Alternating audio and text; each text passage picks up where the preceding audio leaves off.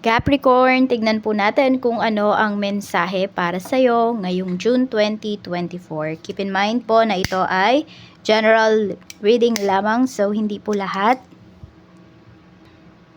ay makaka-relate, so be open-minded. Pwede nyo pong panoorin yung inyong Sun, Moon, Rising, and Venus sign para sa mas kumpletong mensahe ngayong buwan.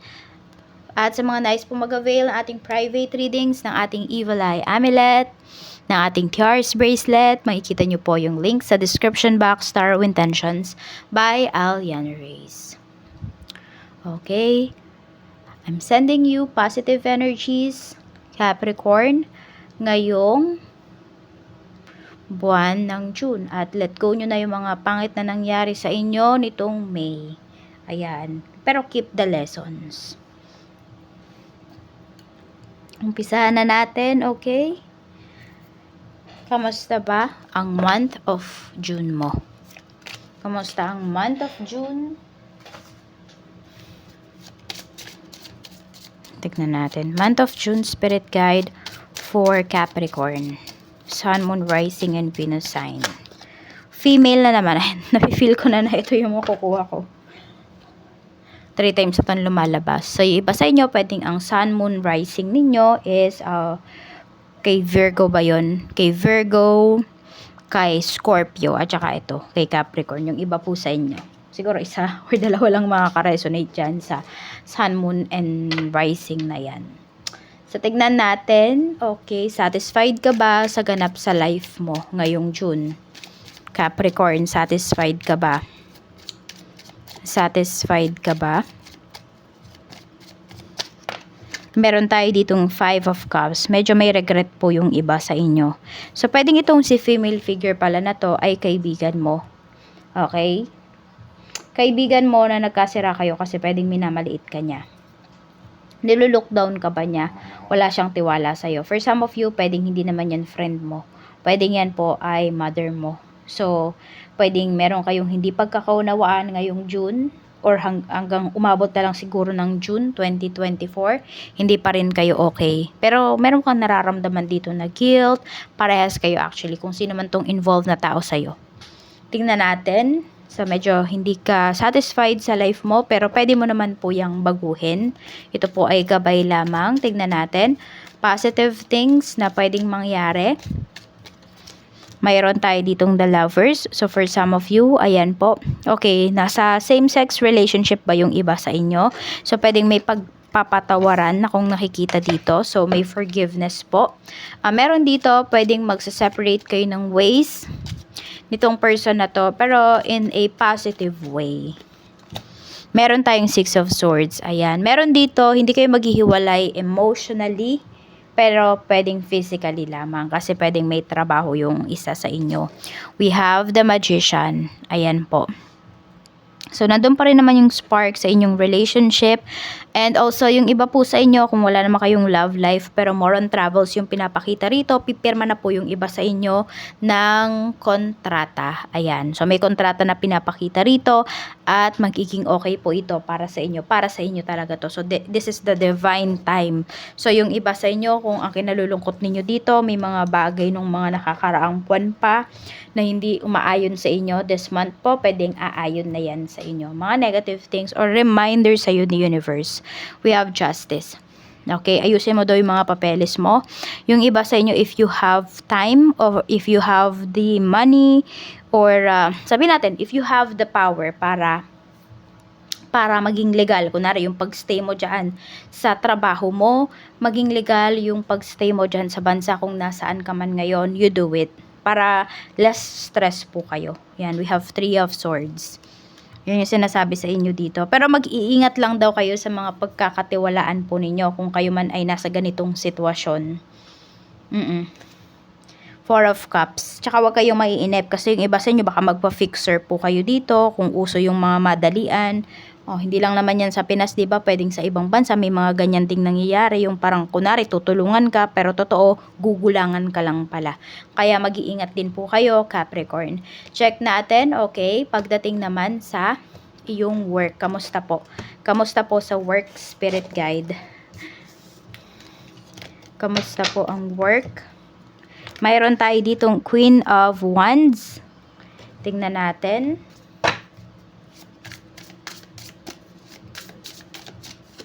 Meron tayo ditong looking. Yung iba sa inyo looking na kayo for other opportunities. Okay, so we have looking, have an eye for beauty, and uncover hidden charms. Seek and you will find. Diba? Kung ano daw yung pinagtutunan mo ng pansin, yun yung makikita mo. Diba? Sabi nga parang, yung ano yun, what you focus on is dun mas magkakaroon ng growth sa life mo. Medyo mali yung sinasabi ko, pero hindi ko siya maano, pero yun yung tatandaan ko. Basta ganun, kung saan ka nagpo-focus, dun mag-grow. Dun ka mag-grow, kaya mag-focus ka. 'Di ba? Tapos, ayan, kung looking kayo for a job, you look for it talaga. Seek and you will find. Yan nga yung sinasabi sa iyo dito. Tignan natin. 'Di ba? Parang ganito lang yan eh. Gusto mong manalo sa loto, pero hindi ka naman pala tumataya. Yung tipong ganyan, hindi ba? Or gusto mong manalo sa contest, pero hindi ka naman pala sumasali sa mga contest. Something like that. Kailangan hindi lang puro isip, hindi lang puro bibig, kailangan may action din po. Okay? Kailangan uma-action din tayo sa mga bagay na gusto nating makuha. Tingnan natin, ano pa, spirit guide. Okay, pagdating naman sa iyong business, kamusta? Sa business mo naman, we have the Hanged One. Ayan, the Hanged One. We have the Moon. Meron tayo ditong Queen of Swords. Medyo stress kayo dito pagdating sa inyong negosyo.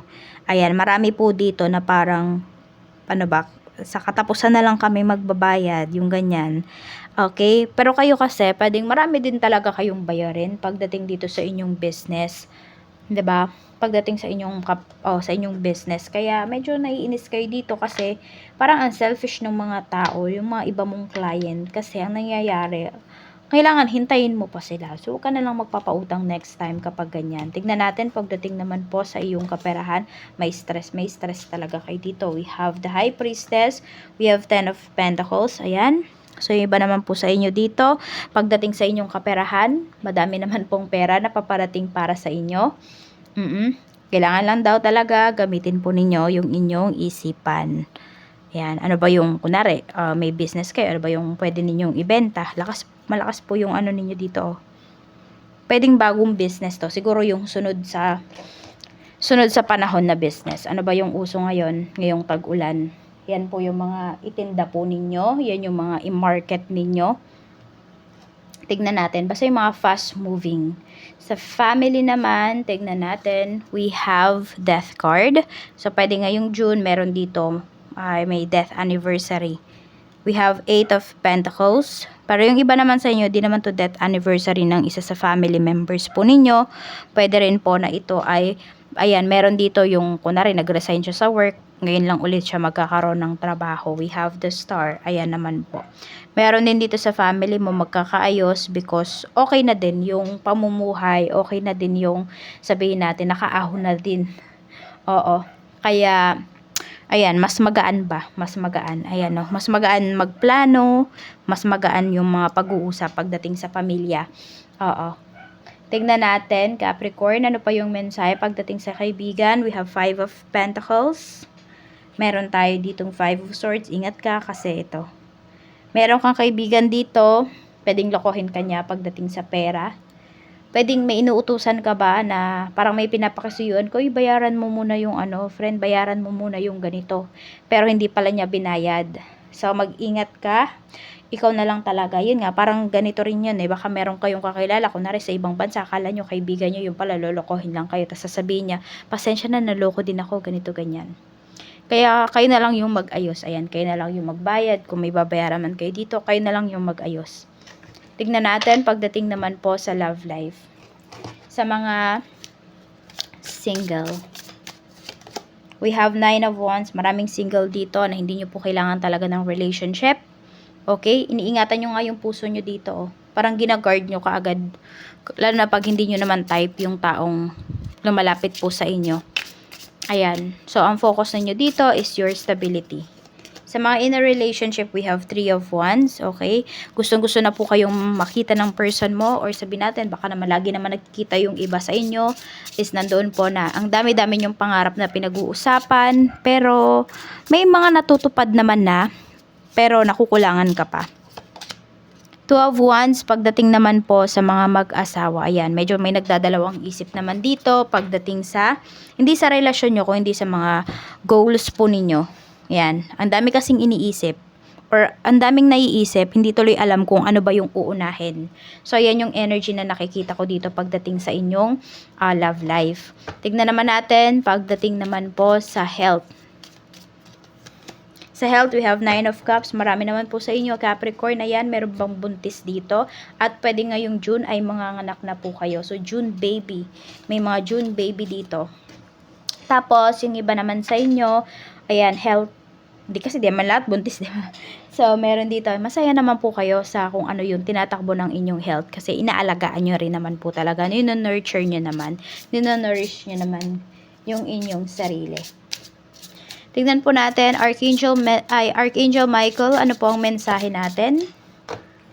We have, sabi, new beginnings and a fresh start.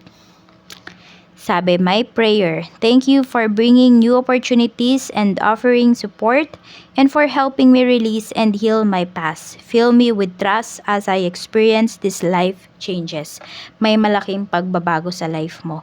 And mukhang magugustuhan mo yung mga pagbabago na ito. Ayan po. A new beginning and a fresh start. So, handa na ba talaga kayo, Capricorn, ngayong June 2024? Yan lamang po ang mensahe para sa'yo. Maraming salamat. Mag-iingat po kayo always and more blessings to come.